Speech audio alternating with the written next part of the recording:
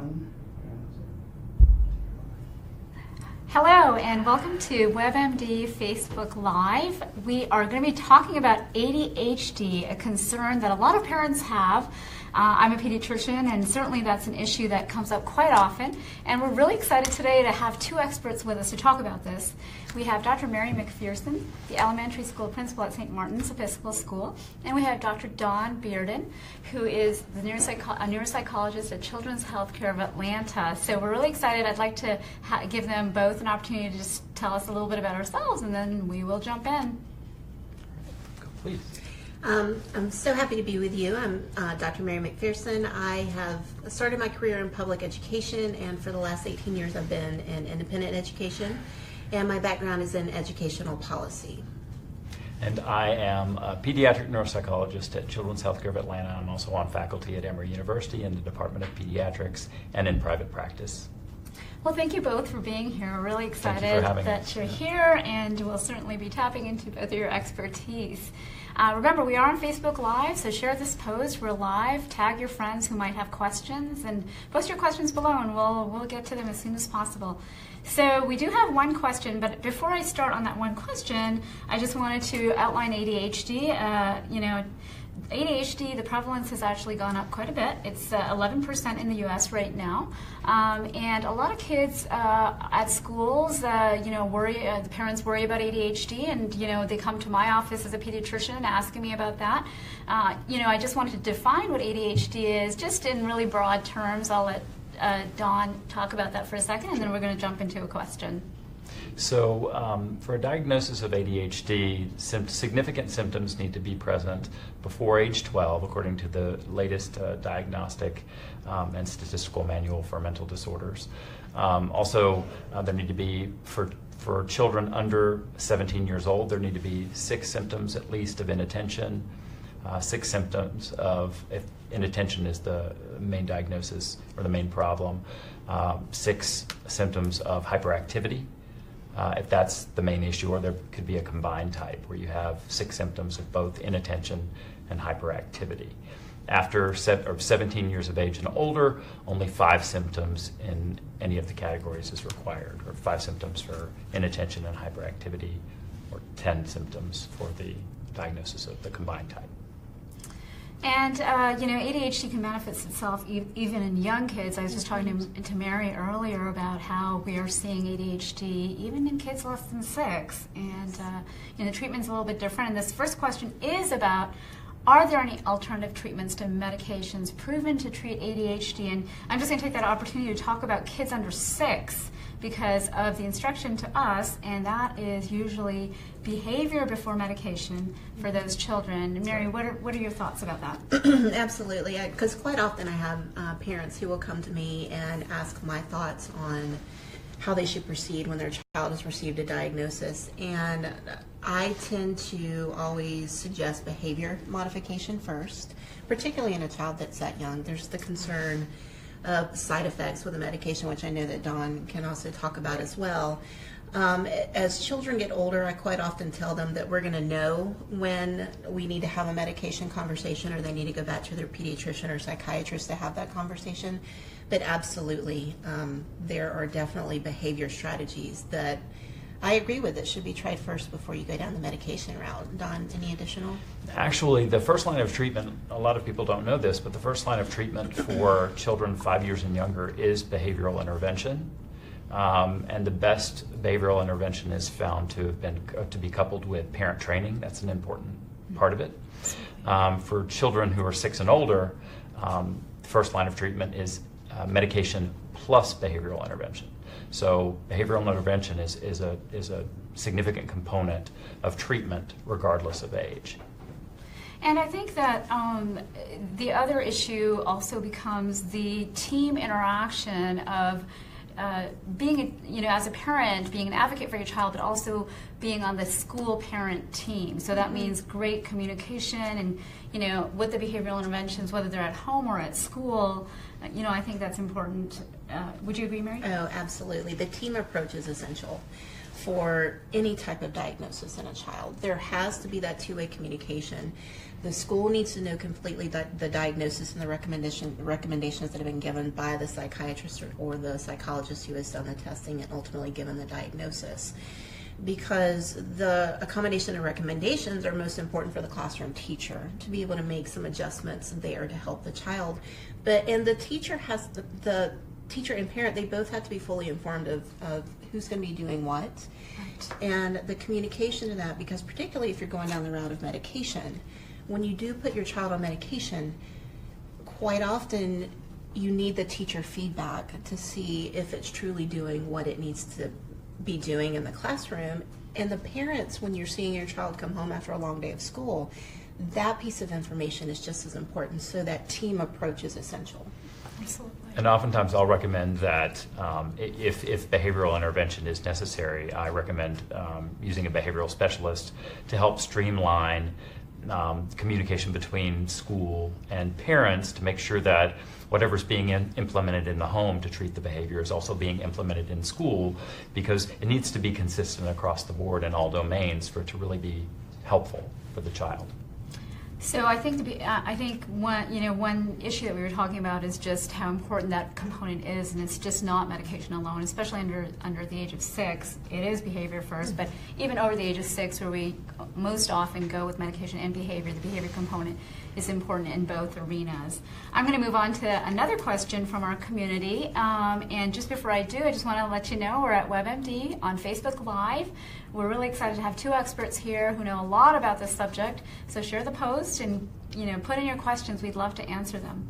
So George from Community says, and I might ask you about this, Dawn, is it possible to grow out of ADHD as an adult when you're diagnosed as a child? Right, so that's a great question. And growing out, it's a neurodevelopmental disorder, and 2.5% of adults in the United States have ADHD. So it does continue on in most cases to adulthood. That these symptoms change and their manifestation change. So for very young children, the most common symptom that's observed is hyperactivity. In elementary school and adolescence, it's more the inattention. And then as adolescents grow into adulthood, the hyperactivity becomes more internal, so a sense of restlessness, but also difficulty with attention, difficulty with impulsivity, planning, organizing. Those things often stay around. What can help to mitigate those things are the executive functioning training, things. And executive function, by executive functioning, I mean planning, organizing, working on time management skills and things like that can really be helpful, and adults can learn over time to mitigate those areas of difficulty with the proper training. And from a school perspective, with kids who are displaying symptoms that you think, as the principal, might be ADHD, what are typical symptoms that you've seen? It actually runs a spectrum, and Dawn and I were talking about this before as well, is that it can be anywhere from your classic hyperactivity, huge impulsivity, but the other things that we often see are an increase in anxiety. We see inflexibility. We can even see hyper-focused attention on certain things. And as they get older, we also see, as Dawn just mentioned, the executive functioning, because the demands of the academic workload start relying a lot more on the ability to manage your time, to be able to organize, to be able to plan. So it definitely presents itself in a lot of different ways. And just to what Dawn was saying, I think the executive functioning, we talk about that term a lot, and a lot of people don't know what that is, but I read something really interesting that I often tell my patients, and that is, that's the secretary that's kind of looking over all your stuff. That's a so great if there's analogy, a secretary in your brain, or maybe an app in your brain that was basically keeping track of your calendar, or writing down appointments, or allotting certain periods of time for math study and for social studies study and for that project, that is basically what executive functioning is. And I actually can speak as a parent as well. I have 2 5th graders, and we often do executive functioning in the evening when we have projects due and tests due, and we try and align our time. So with the hope that eventually that will be something that they can do automatically. So I think executive functioning is all that. Is that correct, Don? Absolutely. Yeah, that's a big area of focus for kids as they're going into elementary and high school and preparing for college that have ADHD as developing compensatory strategies to work with their areas of difficulty, their weaknesses in those executive functioning areas. Yeah. And, the other issue is, of course, at school, there's certain things, and we're going to get into what schools do to help kids with ADHD, but I also wanted to say that at home, to help with executive functioning, any child, not just ADHD, it's really helpful to have a process. So, at night, put your school bag away, get your clothes out, lay them on the carpet, know where to put your things. When you come home from school, pull out that binder, let's see what you have to do today. So having a process helps these kids a lot. Right. I mean, structure. Do you agree? Oh, absolutely. Routine is very important for children or just children in general. Right. Most adults function much better with routine. So you imagine that with children, it's even more important. Absolutely. So we have another question from Amy, which is a great question, and it is, what testing should parents ask for to evaluate kids ages 5 to 7? So this one, I'm going to jump in as a pediatrician for a second and just talk about how, and we touched upon this before, but we talking about how other things can manifest itself like ADHD. Right. And so when you go to the pediatrician, because that is most people's first stop, it's either the school or the pediatrician generally, before we get to the wonderful expertise of a psychologist. That's one question I ask. I want to make sure that it is truly ADHD. Is it that they can't see the blackboard and so they're getting frustrated and acting out? Or is it that they can't hear properly? Or is it that they have a learning disability so that they can't look at the words on the paper and actually read them? It's amazing how many learning disabilities get diagnosed at age in the first and second grade. It's been missed all along, and all of a sudden, in second and third grade, there's a step up. Am I right? Oh, yes. And do you see that at schools? Yes. Third grade, typically across the board, third grade is a huge transition year. And we typically catch language processing in first and second grade because the language demands increase from early childhood into lower elementary school. But third grade is that pivotal year where the academic demands really take a bump up, where anything that wasn't present before because the child could really manage it and mask it to a great degree will often surface in third and sometimes even fourth grade. So I think that there's a lot of issues that can manifest itself because, hey, if you're frustrated and you don't know what's going on, you could be inattentive, you could be impulsive. As a child, you don't know how to express that, you're not sure what's going on. As an adult, we might be more cognizant of that. So we do look at, when you go in to evaluate your child, make sure that you ask those questions about, well, is it anything else that it could be? But then there's also ways to, if you think it's ADHD, I'm going to ask Dawn to talk about what the evaluation process is. Right, and I wanted to touch on the latter topic that you were just mentioning, and that is that there's a high comorbidity, so a high co-occurrence of other disorders with ADHD, behavior disorders like oppositional defiant disorder, conduct disorder, also anxiety, depression, and as Hansa said, it can be difficult to flush out what's really going on, and oftentimes does require a specialist to be able to do that. With regard to testing specifically, so neuropsychological problems are common in children with ADHD and people with ADHD, but they're not necessary for a diagnosis. And the most common areas of difficulty that are seen are difficulty with inhibition, so impulsivity, working memory, so the ability to hold information in your mind and manipulate it, solve problems, things like that. Of course, the ability to sustain and focus attention, and those are some of the main areas. In processing speed, kind of slower processing of information. So because ADHD is the diagnosis is based on observations in more than one domain, so at school or home, if you can treat it somehow just based and improve those areas of difficulty and still find that there are other problems academically or otherwise, then it might be a good idea to have your child tested, have a neuropsychological evaluation. And we would look at those other areas that I just mentioned, specifically the working memory, the processing speed, sustained attention, and all of those things. Also to identify if there's a co-occurring learning disability going on as well. And I think that's really important. I mean, often people will, go to the pediatrician first, which is absolutely great. I'm a pediatrician, and we'll do a Connors questionnaire or Vanderbilt questionnaire, which is basically like letting the teachers weigh in, letting the parents weigh in, and then making a diagnosis of ADHD. However, to what Dawn's saying, sometimes if you feel like the diagnosis of ADHD has been made and your child has tried either behavior or medication or both, and Right. you're not seeing a difference, I think it's important to get a full psychological evaluation. Absolutely. Because those questionnaires may miss learning disabilities Right. or anxiety Absolutely. or depression. Yeah. Oh, sorry. And as part of a neuropsychological evaluation, we're covering, it runs the gamut. So emotional functioning, social functioning, behavioral functioning, academics, cognitive functioning. So pulls in all that information to get a really comprehensive view of what's going on with the child. So then we would be able to highlight, well, there's also anxiety, there's also depression, there's also a reading disorder, not just the ADHD. And because we know that there's a high co-occurrence of these other disorders with ADHD, it can be very important to make sure that we're not just focusing on one piece of the puzzle. So it's not just one test, and I do want to loop back to Mary for a second because the schools actually handle it in a certain way as well. So Mary, can you speak to the evaluation? The thing that prompted with me, Don, as you were talking about that, is the last couple of years when we've had particularly young learners who have had psychologicals done on our recommendation, because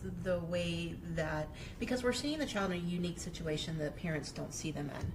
And so often we will try different interventions before we ever have the conversation about doing a full psychoed. Right. So that we have as much information to give to the evaluator so that your time spent with the child is much more targeted. The interesting thing that was popping in my brain as you were talking is over the last 2 years, particularly at the first grade level and to some degree at the second grade level, when we've had a concern about a child's reading development, and we finally gotten to the point where we've said there's more going on here, and we don't need to keep throwing darts at a dartboard. We need more specific information about the way your child's brain works. When it comes back, typically it says reading disorder, usually dyslexia, and about 85% of the time they also get an attention diagnosis. And so my question is always in my brain, which came first, which goes back to a prior conversation you were having. Was the struggle with the language causing the inattention, or is the inattention causing them not to be able to get the information and process it? And that's a fantastic question. Yes. that comes up a lot. So if a child has a language disorder, and specifically a language comprehension problem, so that they're not always understanding the language that's being directed at them, or only a portion of it, then other things in their environment become much more interesting. Imagine if you don't understand a lot of the language that's being directed at you, other things are more interesting. So a lot of times a language disorder can look like a problem with inattention. The teachers or parents will say, I ask my child to do something, and they just wander off. They don't do it. They have difficulty following instructions.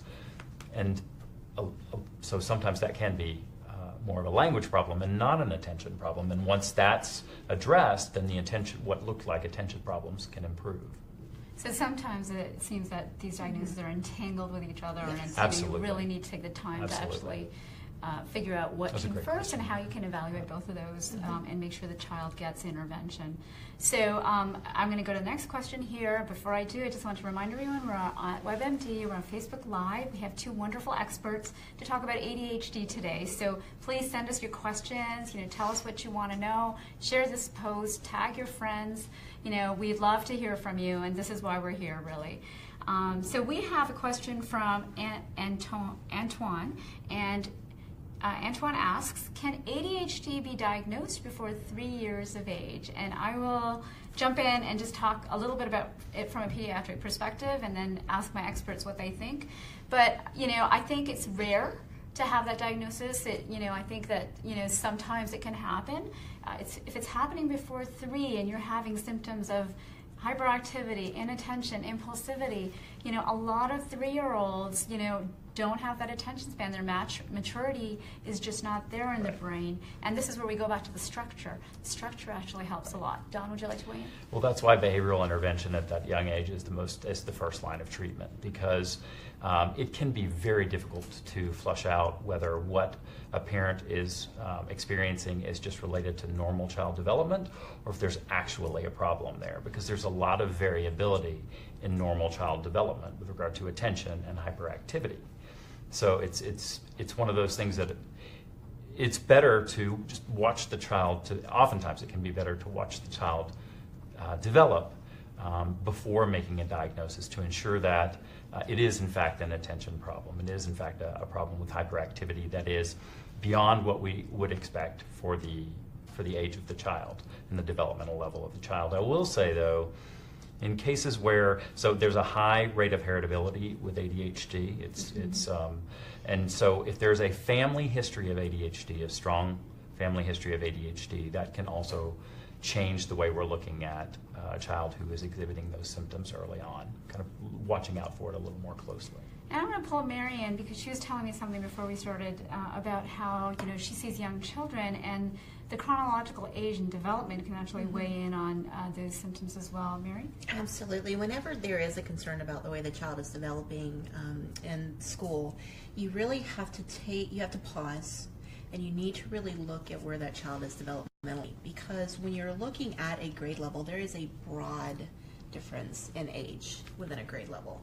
And so if you have a child who's on the young end of the grade level and you are just naturally comparing them to a child that is older, you're going to see some developmental differences that may skew your thoughts. So you have to take that step back and really look at what's developmentally appropriate on a spectrum for children. And absolutely. And there's been studies to prove that, actually, that kids who were born in August or an early birthday that was 6 months below the average for the class, the teachers often asked, do they have ADHD? Or the parents often asked, do they have ADHD? And so as a parent, the takeaway message is, be aware of this, so that if you get asked that or if you think that, then you can actually compare the age of the child and the development of the child to make sure that that's not impacting the symptoms, which could be misdiagnosed as ADHD. That's a great point. So let's move on to another question, which is great. We're going to move on to teens now. And Leslie asks, my daughter is 14, and I feel she is behind in school. She's not on medication, but I'm at a loss. How can we help teenagers? Wow. The teen years are definitely a different bucket in itself, right? So, as a pediatrician, I would say that there are a lot of other issues that you should definitely think about and not necessarily jump on the diagnosis of ADHD. It could be anything. Is it depression? Is it anxiety? Is she being bullied at school?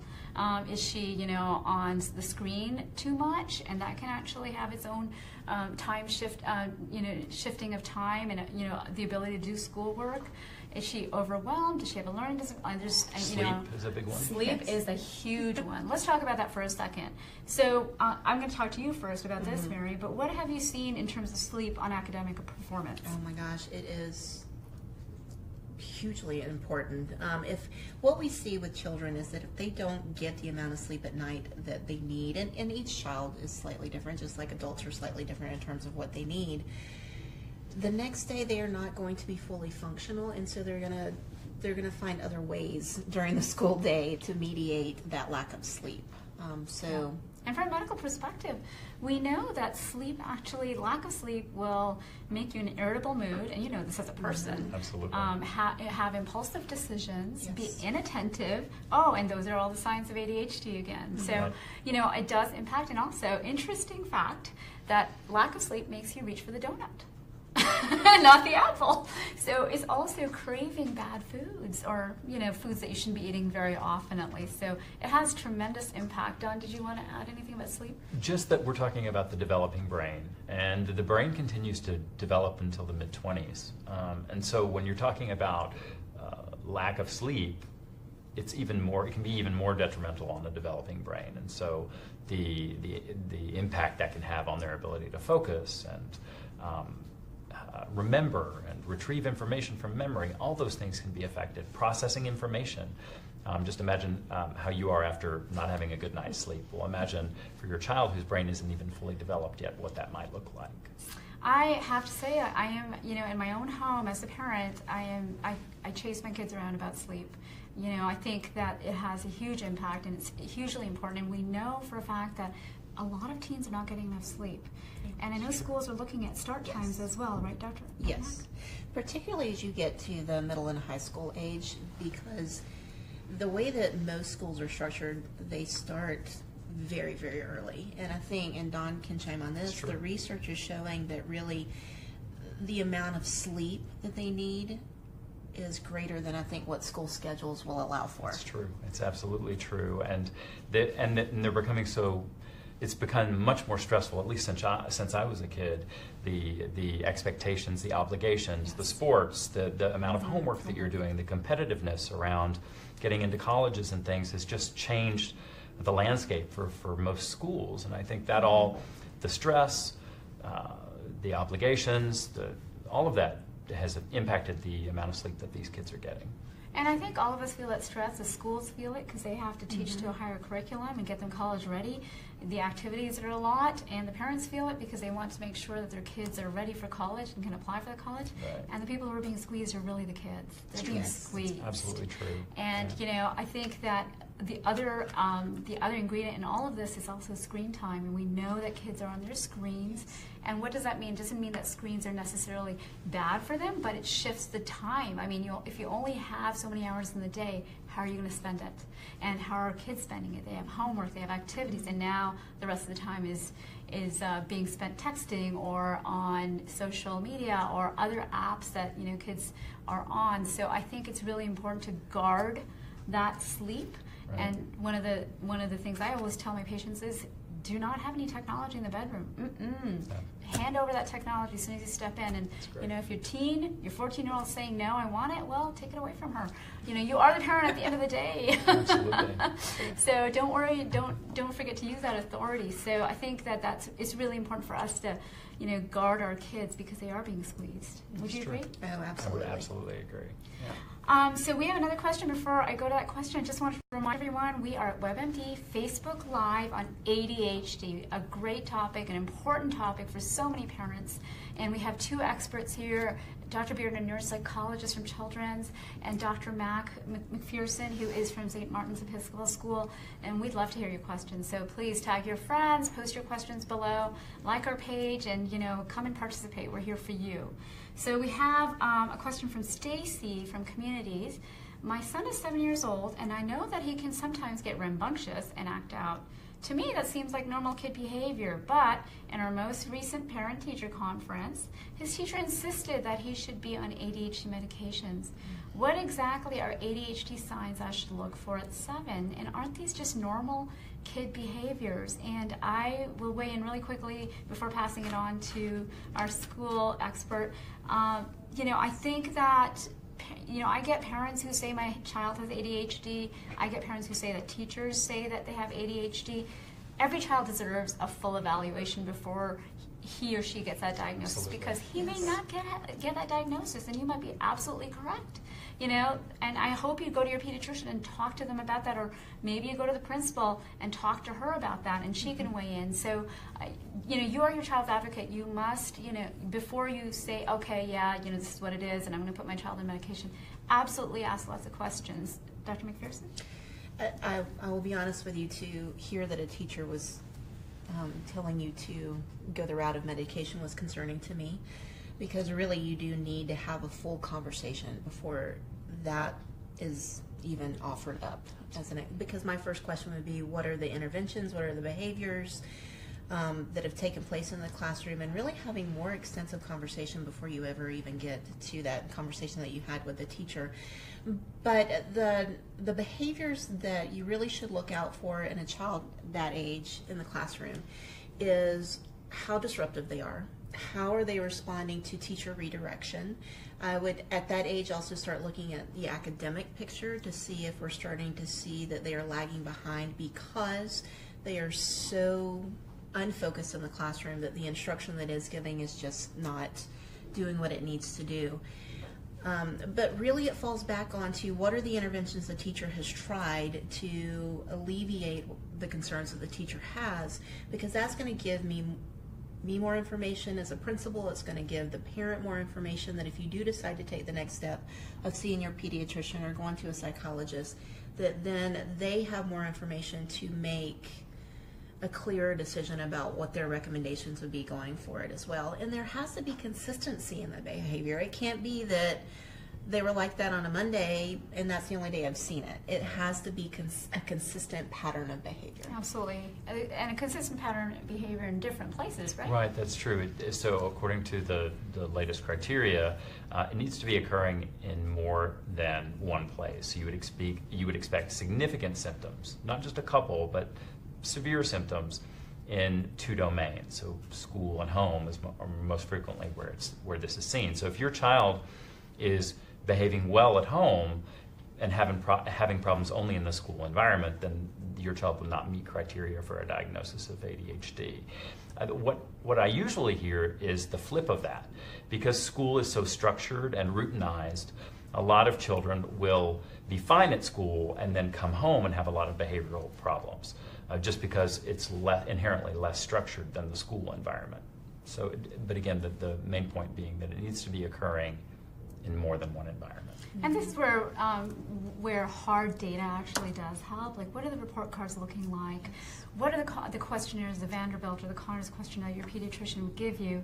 What are the teachers actually saying when they go through the criteria? Right. What are you saying when you go through the criteria? So that data will really help figure out whether it is ADHD or is it something else. Again, if your doctor is talking to you, they might ask, what's going on in the family? Was there death in the family? Was there job loss? Absolutely. Is somebody depressed in the family? All of those things have an impact on the child, and interestingly, it has a huge impact. I don't even think we fully know the impact of family stress on children, but we can say that it has a lot of impact. So there's just so many reasons, but if your child has ADHD, then he deserves a full evaluation and also treatment, to get them aligned. And I'm just going to flip to one other aspect of the treatment, which we didn't, as a pediatrician, I always talk about, make sure it's not something else that's manifesting itself as ADHD. But on the flip side, if it is ADHD, it's really important to make sure the child actually gets treatment, because if they go without ADHD without treatment, then it impacts their self-esteem. Absolutely. And once it impacts self-esteem, what happens, Don? Then they can start having just a bad experience at school, and so everything related to school becomes negative. So it's harder to get them to do work. They're not completing assignments. Their grades are falling. They don't feel good about their brights, their smarts. They may start to feel as though they're not as smart, not good enough, and start worrying about what their future looks like, because they just can't seem to do anything right. And I think we have a tendency, for the reasons I mentioned earlier, to focus on what's not going right in our children in general, because we want to fix it, and not attending enough to what is going right, and giving them positive feedback about what they're doing right. I have to laugh. My son said that to me the other day. He said, "Mom, you always tell me about what I didn't do right, but you never talk about what I do right." And I said, "Oh, It's common. you're right." Got to scale that back a little bit.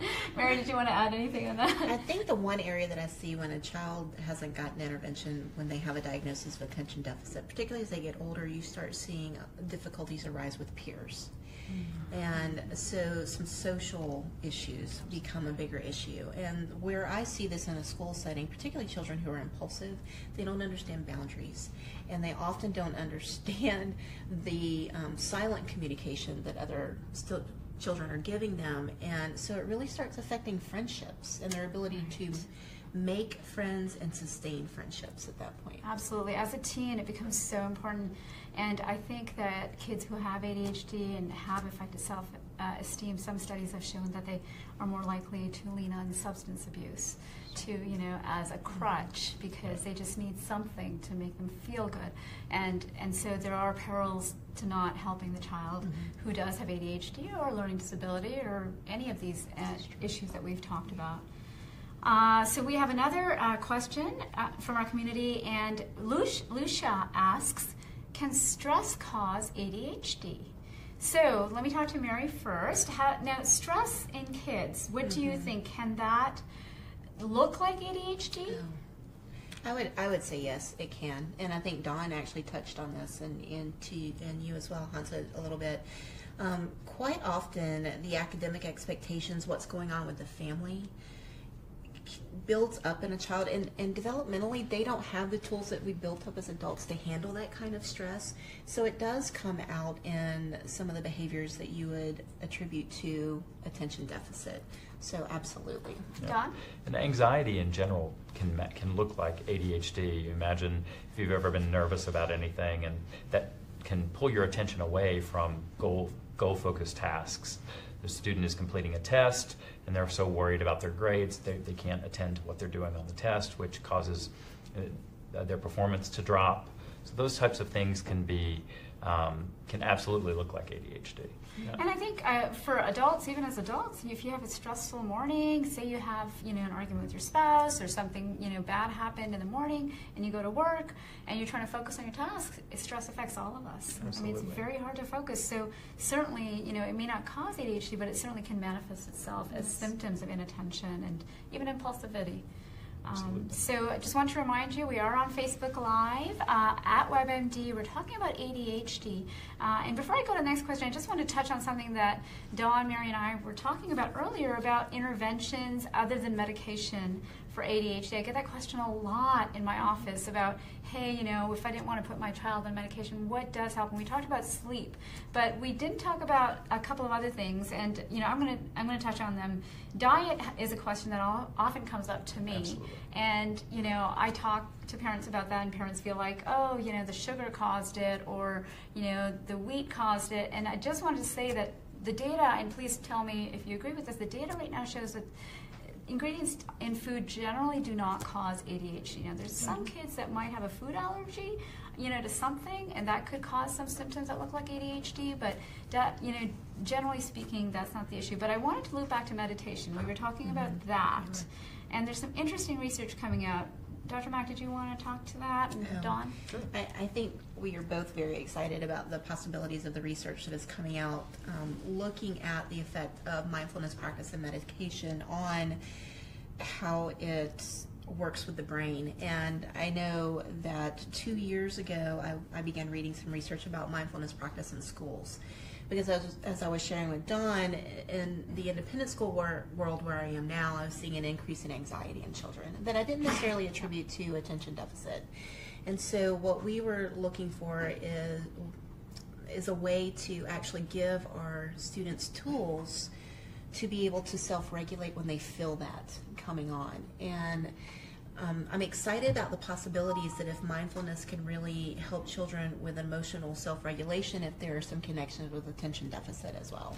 Absolutely. So the research that's out now is very promising and has shown that, at least in some studies, that yoga and things like meditation and mindfulness can be beneficial for individuals with ADHD as well as anxiety, depression, many different things. So I think that research is still being done, still being developed. We need more research to show that it is actually helpful across large swaths of children with different types of disorders, but it is promising thus far. And I think mindfulness, just in general, from a pediatric standpoint, it's just has been shown to improve anxiety and stress, and our kids are experiencing a lot more stress than they did decades ago because of all the issues that we talked about earlier. Absolutely. So I think that if you can teach your kids to do mindfulness or meditation, whether they have ADHD or not, it can actually really help. Yes.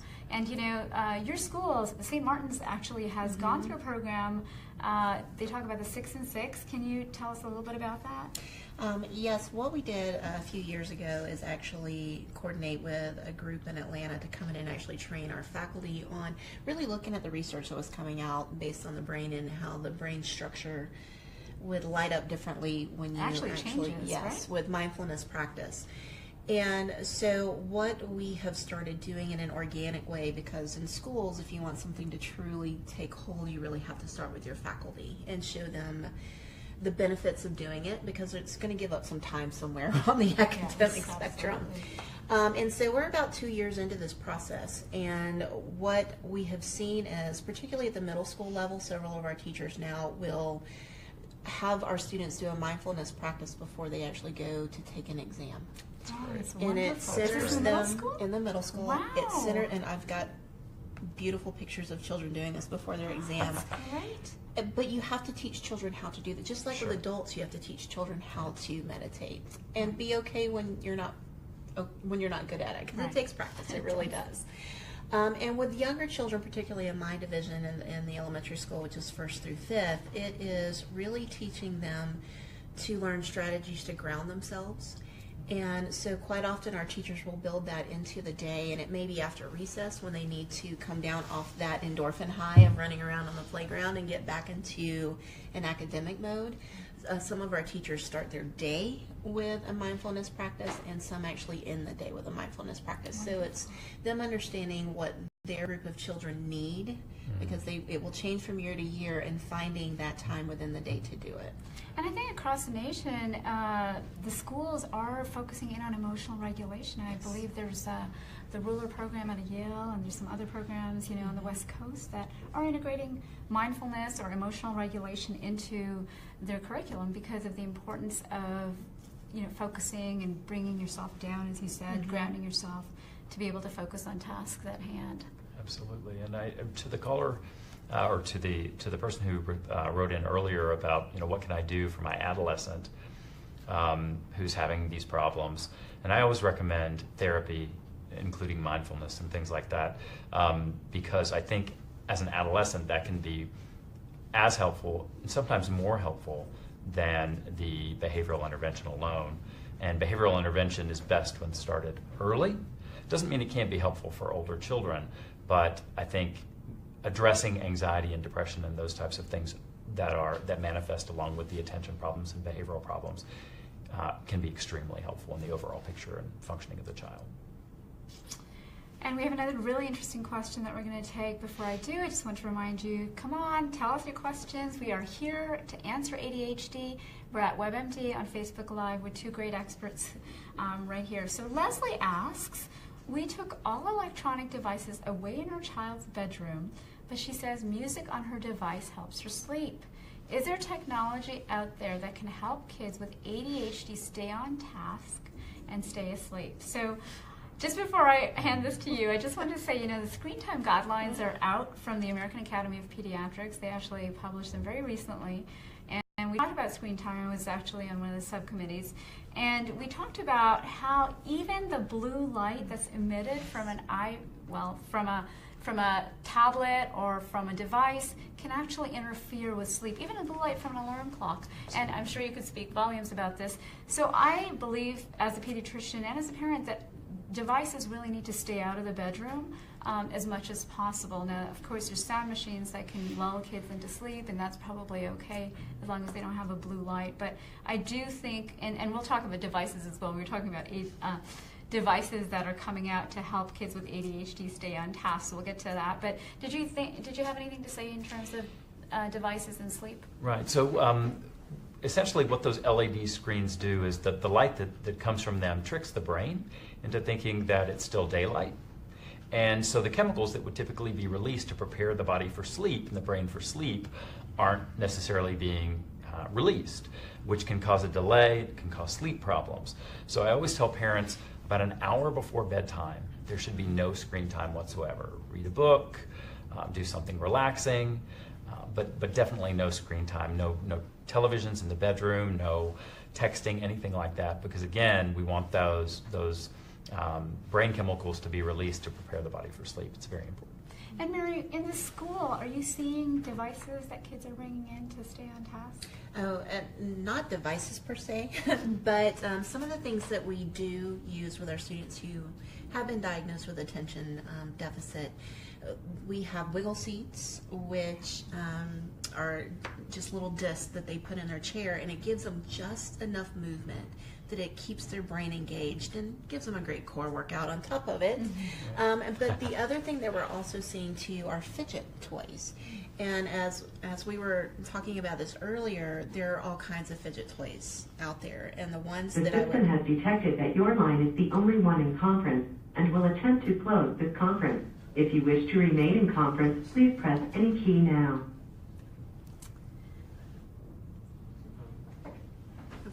Sorry, Dr. No, that's fine. The one that I would not recommend use in a classroom setting, there are fidget toys that actually will click. And you can imagine if you had 5 children in your class of 22, 24, with those types of fidget toys, that kind of noise is going to be distracting to all the other children. Right. So, but there are some great fidget toys that are coming out that give them just enough movement that they can keep down below a desk or a table, and give them that movement that actually keeps their brain engaged. I often equate it to adults who will doodle in meetings. Right. And a lot The of system times, has detected that your line is the only one in Yeah. conference and will attempt to close this conference. If Sorry you wish about to that remain in technical conference, difficulty. please press any key now. So, we're going to probably wrap it up. I think that, thank you, Mary, for telling us Absolutely. about that. The wiggle seat's really important, and just be careful about the classroom Yes. with those devices to distract other kids. But I just wanted to go ahead and thank our experts to be here. Thank you. Dr. Mary MacPherson from St. Martin's and Dr. Dawn Bearden from Children's Healthcare of Atlanta. We've had a wonderful discussion. We hope you learned a lot. I certainly did. And thank you again for being here with us. thank you.